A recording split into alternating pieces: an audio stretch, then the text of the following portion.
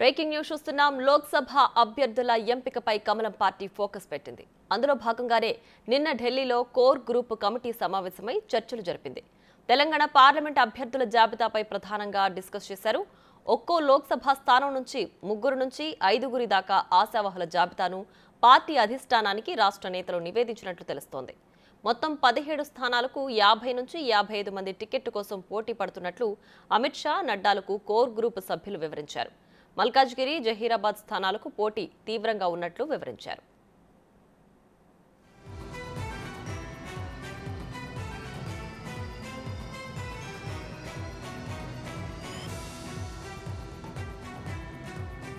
ఈ నెల 29న BJP parliamentary board సమావేశం నిర్వహిస్తారు. సమావేశం అనంతరం అభ్యర్థుల మొదటి జాబితా ప్రకటించనున్నట్లు తెలుస్తోంది.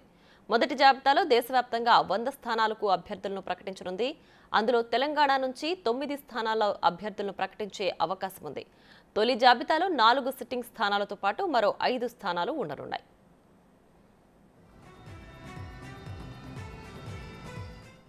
తెలంగాణలో మెజారిటీ స్థానాలు గెలుస్తామని అధిష్టానానికి వివరించారు. బీజేపీలో చేరేందుకు ఆసక్తి చూపుతున్న బీఆర్ఎస్ సిట్టింగ్ ఎంపీల గురించి ప్రధానంగా చర్చ జరిగింది. రాష్ట్రంలో యాత్రలు, సభల నిర్వహణపై అధిష్టానంతో చర్చించారు. ఈ నెల 29న తొలి జాబితా విడుదల చేస్తారని రాజ్యసభ సభ్యుడు లక్ష్మణ్ తెలిపారు. ఆ జాబితాతోనే ప్రధాని మోడీ, హోంమంత్రి అమిత్ షా పోటీ చేసే స్థానాలను ప్రకటిస్తారని చెప్పారు.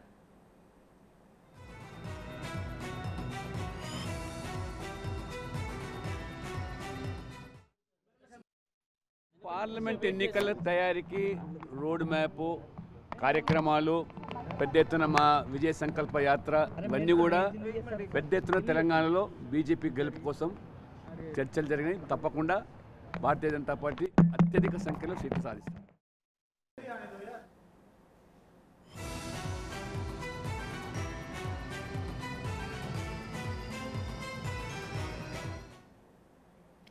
ఇక ఇదే అంశానికి సంబంధించి మరింత సమాచారం మా ప్రతినిధి శివ లైవ్ లో అందించడానికి సిద్ధంగా ఉన్నారు. శివ, చెప్పండి, లోక్సభ అభ్యర్థుల ఎంపికపై కమలం పార్టీ ఫోకస్ పెట్టింది. ఇందులో భాగంగానే ఢిల్లీలో కోర్ కమిటీ సమావేశమై తీవ్రంగా చర్చలు జరిపినట్లు కూడా తెలుస్తుంది. ఈ చర్చలో వచ్చిన కీలక అంశాలు ఏంటి? పూర్తి డీటెయిల్స్ ఏంటి? ప్రియా, లోక్సభ ఎన్నికలు సమయం దగ్గర పడుతున్న నేపథ్యంలో ఇటు తెలంగాణతో పాటు అన్ని రాష్ట్రాలకు సంబంధించి కోర్ గ్రూప్ సభ్యులతో నిన్న బీజేపీ కేంద్ర కార్యాలయంలో సమావేశమయ్యారు. నిన్న ఈ ఉత్తరప్రదేశ్తో పాటు ఉత్తరప్రదేశ్ కోర్ గ్రూప్ సమావేశం ముగిసిన తర్వాత తెలంగాణకు సంబంధించిన కోర్ గ్రూప్ సభ్యులతో కేంద్ర హోంమంత్రి అమిత్ షా, జేపీ నడ్డా, బీజేపీ సంస్థాగత వ్యవహారాల ఇన్ఛార్జ్ బిఎల్ సంతోష్, అలాగే శివప్రకాష్, వీరి నలుగురితో తెలంగాణ కోర్ గ్రూప్ సభ్యులు సమావేశమయ్యారు. తెలంగాణ కోర్ గ్రూప్ సభ్యుల నుంచి తెలంగాణ బీజేపీ అధ్యక్షులు కిషన్ రెడ్డి, డీకే అరుణ, బండి సంజయ్, కె లక్ష్మణ్, ఈటెల రాజేందర్ హాజరయ్యారు.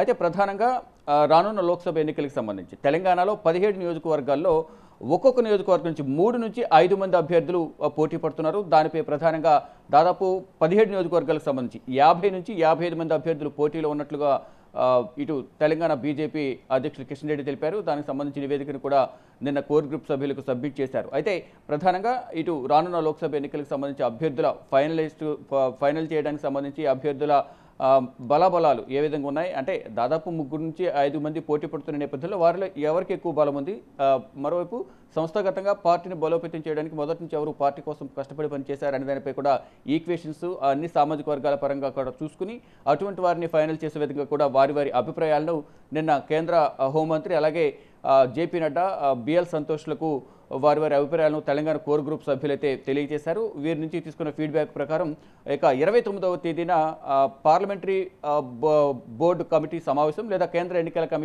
కమిటీ సమావేశం అయితే 29వ తేదీన జరగబోతోంది. ఈ సమావేశంలో మొదటి జాబితాను ఇటు తెలంగాణకు సంబంధించి కానీ ఇతర రాష్ట్రాలకు సంబంధించి మొత్తం మొదటి జాబితా కింద 100 మంది లోక్సభ అభ్యర్థుల జాబితాను ప్రకటించబోతున్నారు. దాంట్లో తెలంగాణకు సంబంధించి దాదాపు 9 పేర్లు ఉండే అవకాశం ఉంది. వాటిలో కూడా అంటే సిట్టింగ్ స్థానాలకు సంబంధించి ఇప్పుడు ప్రజెంట్ ఏవైతే సిట్టింగ్ స్థానాల్లో 4 వాటితో పాటు 8-9 అభ్యర్థుల జాబితాను 29వ తేదీన జరిగిన సమావేశం తర్వాత ప్రకటించే అవకాశం కనిపిస్తుంది. ఇక మొదటి జాబితాలో ప్రధానమంత్రి నరేంద్ర మోడీ, కేంద్ర హోంమంత్రి అమిత్ షా, ఇతర ప్రముఖుల పేర్లు కూడా ఉండే అవకాశం కనిపిస్తుంది. ఈ రానున్న లోక్సభ ఎన్నికల్లో ప్రజెంట్ ఎవరైతే కేంద్ర మంత్రులుగా ఉన్నారో రాజ్యసభ అభ్యర్థులు ఎవరైతే ఉన్నారో వారు ఈసారి లోక్సభకు ప్రాతినిధ్యం వహించబోతున్నారు. లోక్సభ నుంచి పోటీ చేసే విధంగా కూడా కార్యాచరణ రూపొందించింది ఇటు బీజేపీ అధిష్టానం. దానిలో భాగంగా ఇటు ఈ తెలంగాణతో పాటు ఇతర రాష్ట్రాలకు సంబంధించి కూడా నేను కోర్ గ్రూప్ సభ్యులతో సమావేశం జరిగింది. అందరికీ రానున్న లోక్సభ ఎన్నికలు ఎటువంటి వ్యూహాలతో ముందుకు వెళ్ళాలి అనే దానిపై కూడా దిశానిర్దేశం చేశారు. మరోవైపు ఇటు తెలంగాణకు సంబంధించి మొదటి జాబితాలో 8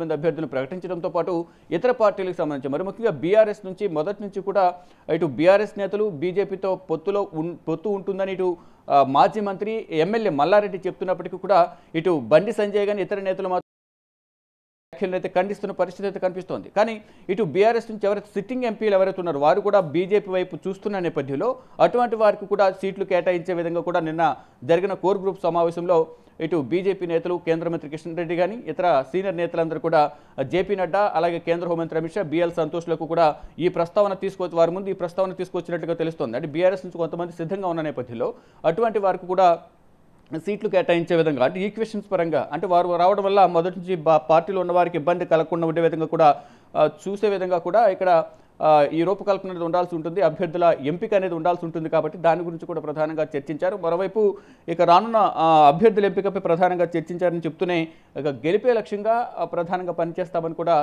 ఇటు బీజేపీ రాజ్యసభ ఎంపీ లక్ష్మణ్ కానీ ఇతర నేతలు కూడా అధిష్టానానికి తెలియజేసినట్టు తెలుస్తుంది. అంటే అత్యధిక స్థానాలు గెలిచే విధంగా కూడా ఈ రూపకల్పన ఉండబోతుంది అనేది దాని గురించే కోర్ గ్రూప్ సమావేశం ఏర్పాటు చేశారు. గెలుపు గుర్రాలను ఎంపిక చేసే విధంగా కూడా మా నుంచి అభిప్రాయాలు తీసుకున్నారు, మా అభిప్రాయాలు తెలియజేశాము. ఇటు అధిష్టానం కూడా వారి నిర్ణయాన్ని త్వరలోనే ప్రకటించబోతుంది. మొదటి జాబితా కింద తెలంగాణ నుంచి ప్రాధాన్యం కల్పించబోతున్నారు. 8 నుంచి 9 మంది అభ్యర్థుల జాబితా ఉండబోతున్నట్టు కూడా బీజేపీ కోర్ గ్రూప్ సభ్యులు తెలంగాణకు సంబంధించిన నేతలందరూ కూడా నిన్న తెలియజేశారు. Priya. Right, Shiva. Thanks for the updates.